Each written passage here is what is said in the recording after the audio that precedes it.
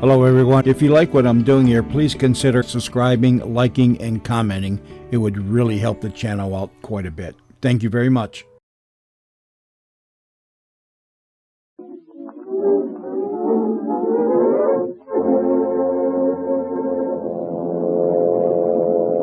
Air Adventures of Jimmy Allen.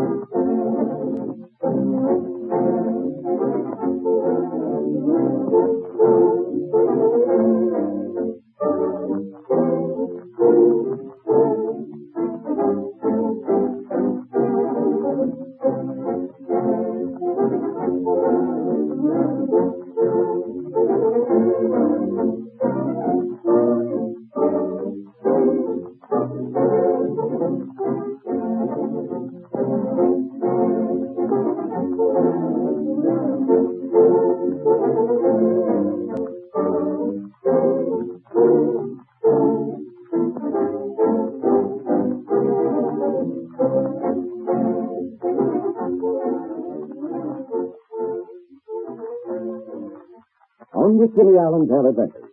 Facing a long flight and their supply of gasoline destroyed by fire, Jimmy Allen and Speed Robertson find themselves in a desperate position. With no means of getting additional fuel in the ancient city of Yan'an-Fu, the young pilot believes he can fly his ship to Canton on the gas remaining in the tank. The veteran agrees, although they will be forced to fly at reduced speed in order to conserve the precious gas.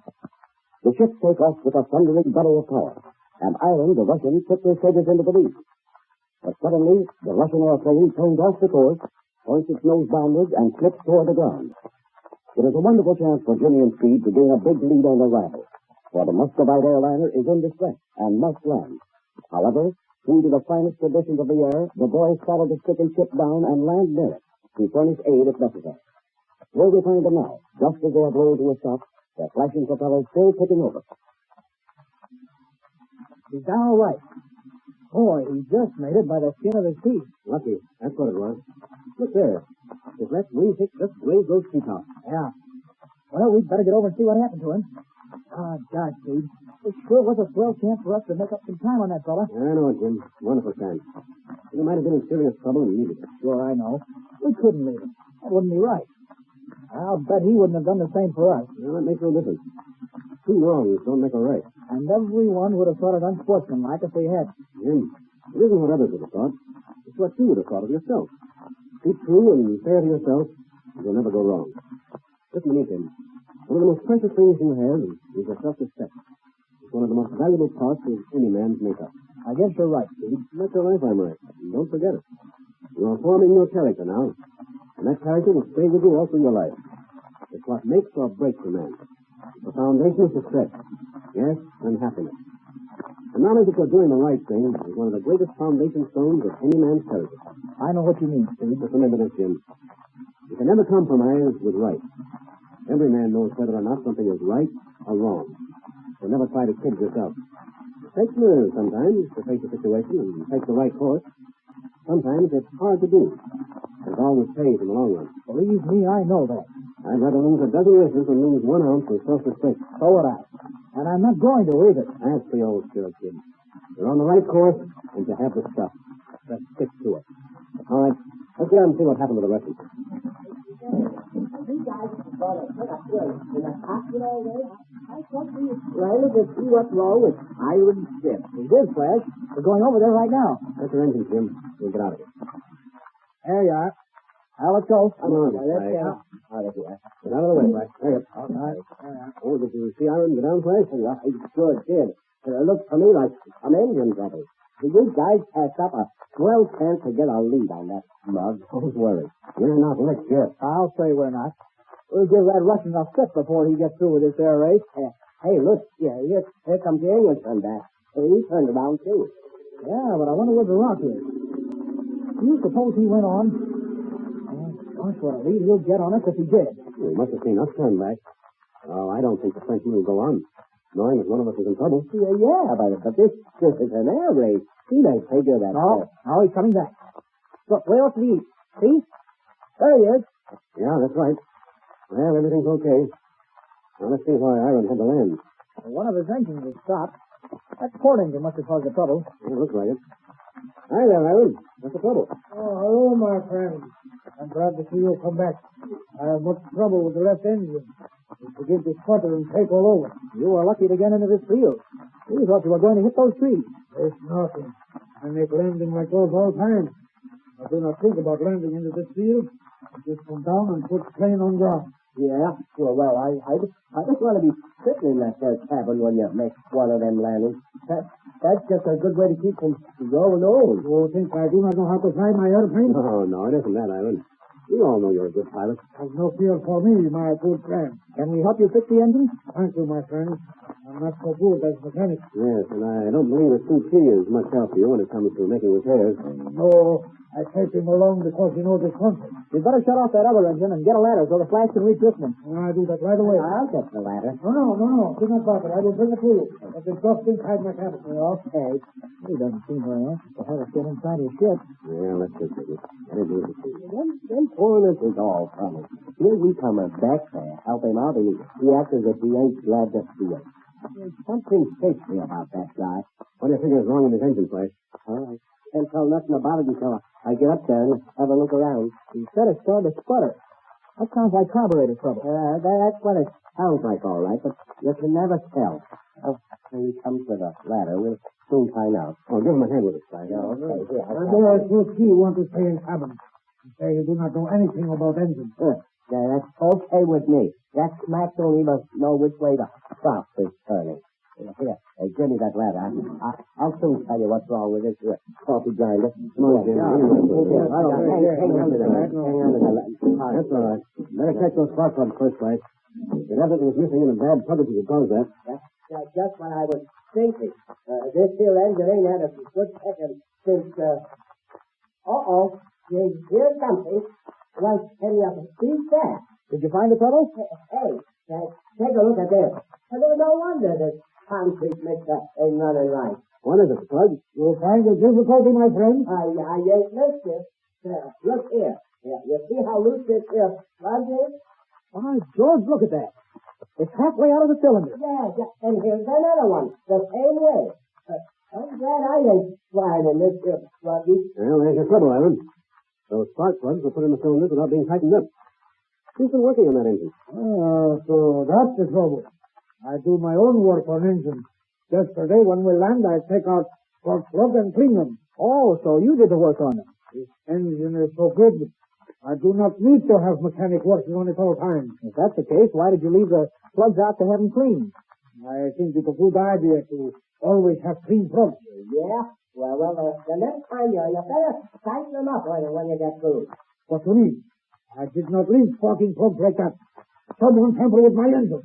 Someone tampered with your engine? That's what I say. Do you think a fire would leave this engine like that? I should say no. You're the only one that's been working on this here engine. You said so yourself. I say I was the only one supposed to touch this engine.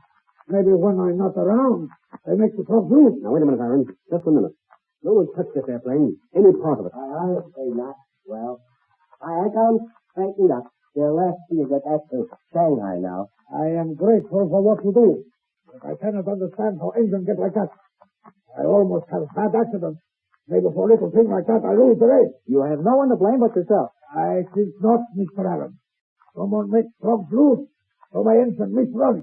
I don't see how you figure that. It seems strange to me that your Mr. Lewis will rise to the trouble. You know right where to find... Why, listen, you big ugly upstairs. You ain't going to get away with that. There'll be no man can say that to me. Stop, go back from me. Get back this and I'll show you. No, stop. Here's one you. Now, here, Frank. Put that. Come on, now, Frank, stop. Get back. Get back, I tell you. Try so hard, I'll break his ankle. Hold it, Frank. Get him away from me. Let me at that, man. Stop it. Now, stop it. Put it. Get back there, now, quick. Red. Now, stop. We're not going to have any fighting. Now, look here, Frank. Get back to our ship and stand by. We'll be over there in a minute. Okay. But if that guy ever makes another crack at me, I'll knock him loose from his feet. Talk. I thought I deal with gentlemen. Now, look here, Iron. This business of the loose plugs is a typical example of careless workmanship. You might have had a bad crack up due to your shoddy work. Now, get this, Iron. I don't care if you break your neck and wreck that ship of yours. That's what usually happens to careless and indifferent pilots. It's a mighty poor demonstration of safety in aviation. It's men like you that give aviation a bad name. What you care how I fly. I try to win race. So do you. No, you're wrong there. We're flying this race to prove that these ships are fast and at the same time are safe. There's nothing wrong with that ship of yours.